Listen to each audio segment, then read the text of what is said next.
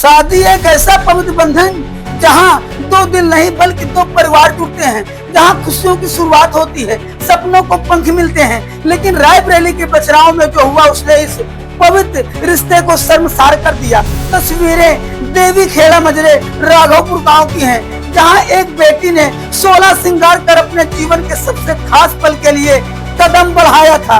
लेकिन उसे क्या पता था कि जयमाल के मंच पर उसके सपनों का कत्ल होने वाला है।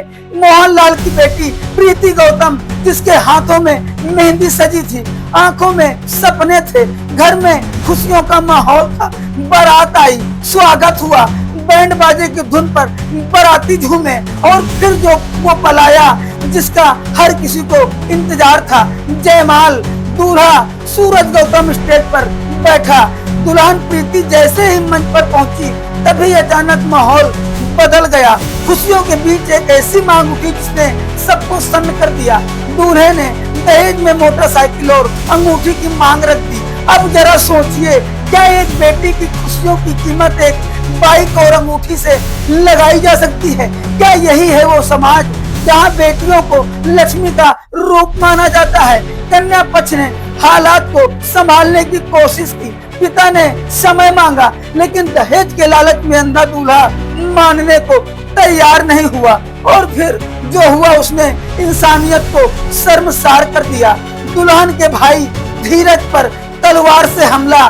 जी हाँ, तलवार से हमला, सिर्फ इसलिए कि दहेज की मांग पूरी नहीं हुई। खुशियों का माहौल अचानक चीख पुकार में बदल गया। जयमाल का मंच जंग का मैदान बन गया और अंत में दूल्हा बारात लेकर वापस लौट गया। एक पिता जिसने अपनी बेटी की शादी के लिए सालों मेहनत की, उसके सपने एक पल में टूट गए। एक बहन जिसके भाई ने उसकी खुशियों के लिए हर जिम्मेदारी निभाई, वही भाई खून से लथपथ हो गया। और सवाल सिर्फ एक घटना का नहीं, सवाल उस मानसिकता का है जो आज भी बेटियों को बोझ समझती है, जो शादी की सौदेबाजी बना देती है। कानून साफ कहता है कि दहेज लेना और देना दोनों अपराध है, लेकिन इसके बावजूद ऐसे मामले बार बार सामने आते हैं। आखिर कब बदलेगा समाज? कब बंद होगी ये दहेज की कुप्रथा? इस घटना के बाद पुलिस मौके पर पहुंची, जांच की बात कही जा रही है, लेकिन सबसे बड़ा सवाल यही है, क्या सिर्फ जांच से इस सोच में बदलाव आएगा? जरूरत है सख्त कार्रवाई की, जरूरत है समाज को जागरूक करने की, और सबसे ज्यादा जरूरत है इस दहेज लोभियों का सामाजिक बहिष्कार करने की। क्योंकि जब तक समाज खुद आकर आके ऐसे लोगों के खिलाफ खड़ा नहीं होगा, तब तक बेटियों के सपने इसी तरह टूटते रहेंगे। रायबरेली से ये घटना एक बार फिर आईना दिखाती है कि हमें सिर्फ कानून नहीं, सोच भी बदलनी होगी।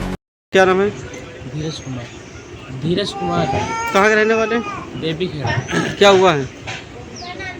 हमारे यहाँ शादी थी, घर पे बारात वाले आए थे और यहाँ पे हम लोग के यहाँ तिलक चढ़ रहा था, तो उन्होंने जो है कि गाड़ी वाड़ी को लेकर दबाव बना रहे थे। तो उसके बाद फिर वो बोल रहे थे कि हमको कैश दे दीजिए, और नहीं हो पाया था। तो लोग इसी के कारण जो है कि वहाँ पे जयमाल पे लड़की गई थी, तो उसके बाद वो लोग बाराती लोग लड़ाई कर दिए और मारपीट की हम लोग के साथ।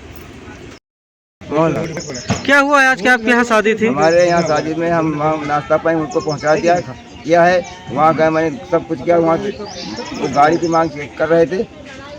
हाँ। आप तिलक मतलब दरवाजे आए, अगवाई लिखे, तो तिलक पे चढ़ाया पैसा, तो कर रहे गाड़ी दे, चैन दो, सोनी की, मतलब इसी बात पे यहाँ पे मारपीट किया। बारात लेकर वापस चले गए? बारात लेकर के वापस चले गए। हाँ। पुलिस ने क्या कार्रवाई की? पुलिस आई थी? पुलिस आई थी, कोई समझौता नहीं किया। पुलिस ने क्या कहा? कोई कार्रवाई नहीं किया। हाँ। पुलिस कोई समझौता नहीं किया। यहाँ वो पैसा लेकर के चली गई उस लड़का वाले से। कौन आया था? तो नाम का रहा है।